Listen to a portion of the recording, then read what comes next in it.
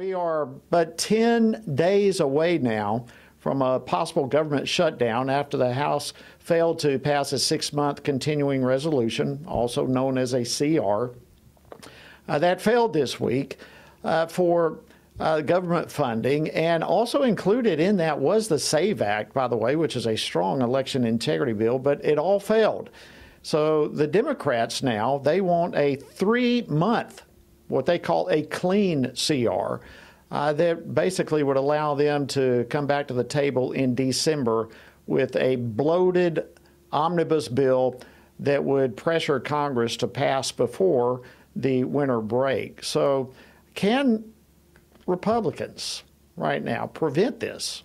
Can they prevent this showdown from happening? Well, joining me now to talk about this and much more is Congressman Keith Self.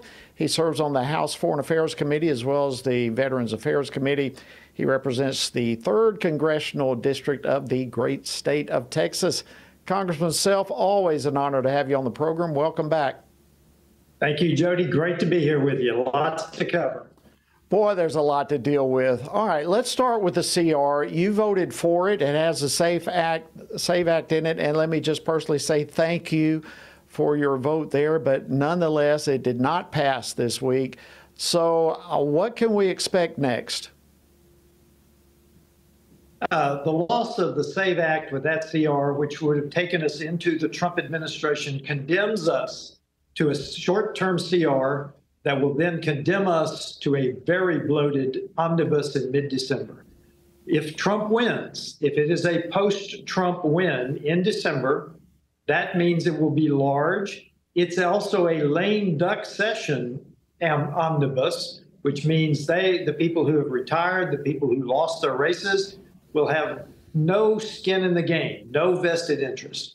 And then in Christmas time, they are going to depend on people being distracted with Christmas, shopping, getting the tree up, visiting family.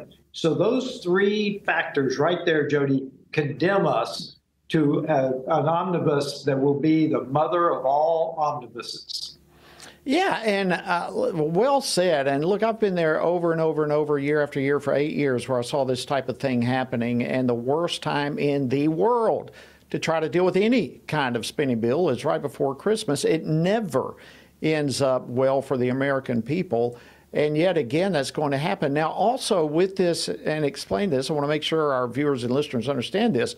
An omnibus in December, let's just suppose Trump wins. All right, so he wins. We have an omnibus in December.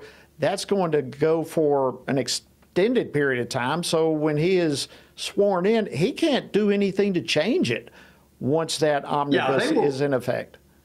Yeah, they will make it as long as possible to tie Trump's hands for as long as possible. So you're exactly right. He will then have to use all the measures at his disposal to do what he can, but the omnibus would then be law under Joe Biden's signature, and his hands would be tied. Exactly. It is a great point. Yeah, and it will be full of Democrat policies and Democrat agenda items rather than Republicans. So in that scenario, if Trump wins, he comes in, and yet he's got to continue funding Democratic agenda items. It's just it's so frustrating. If I can, Congressman, let me shift gears with you real quickly. You have been sounding the alarm of U.S. military preparedness, and you recently hosted a defense roundtable with some defense companies. What came up during that?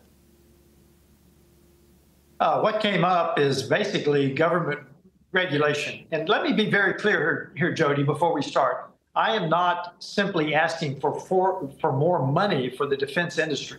The U.S. needs a defense industry that is more agile, that we innovate faster, much faster, that we accept more risk so that we can meet the threats of the modern world. We also use the findings of the Commission on National Security Strategy, and they had some very harsh words in their findings, such as the industrial production is grossly inadequate to provide what we need today. It requires a fundamental change in how DoD functions. The threat is approaching wartime urgency with their production.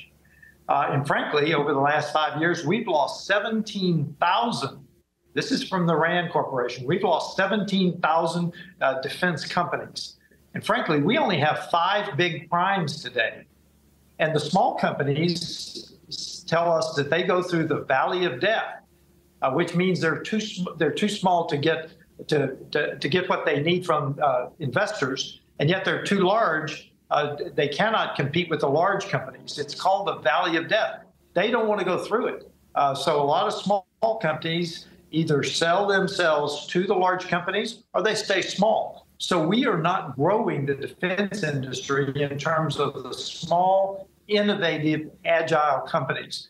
But we have got to cut down the bureaucracy, the red tape in the federal government if we're ever going to have any chance of innovating faster, of accepting risk, so that we can design our production for the threats of the modern world.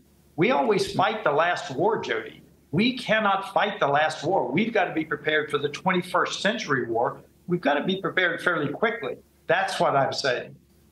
Great point. So let me, if I can, just give you an opportunity to go a little bit further with this in terms of painting a picture that our viewers can understand and our listeners. What, in your opinion, what might happen if we continue going down the current path that we're on?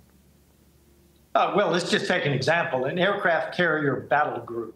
It has 6,000 men. It has $50 billion worth of ships and submarines underneath it.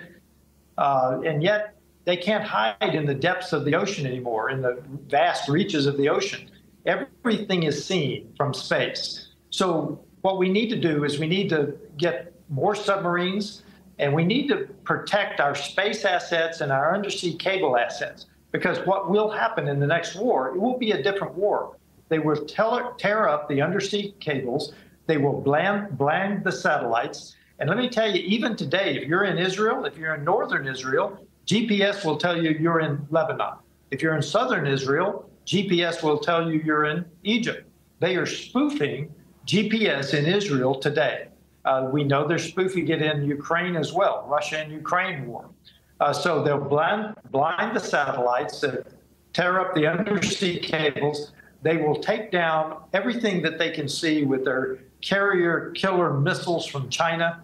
And frankly, it is going to be a cyber war by and large, a psychological war as well. Kinetic war will follow, but this war will be different, and it's going to have to be fought in a different way.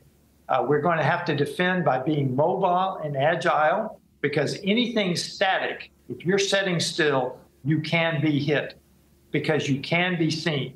We've known for decades that if you can be seen, you can be hit. That will be an axiom in the next war. And we know China has been making enormous strides on their presence in space. And I mean, that in itself is alarming. Just 30 seconds real quickly. Can Congress do anything about this? What can be done real quick? Well, we need to deter China more. We've got to control semiconductors more. We've got to strip away the NEPA obstacles to building these semiconductor foundries in the United States. 5 of them we're trying to build. They're being held up by NEPA requirements, environmental requirements. We need to get more critical minerals into the United States, because while critical minerals are mined in many places around the world, China controls the production of critical minerals. We need to free up Alaska. Alaska has 49 of the 50 critical minerals. Let's mine them.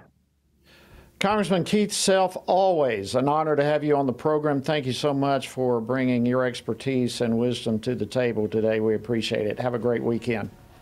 Thank you, Jody. Take care.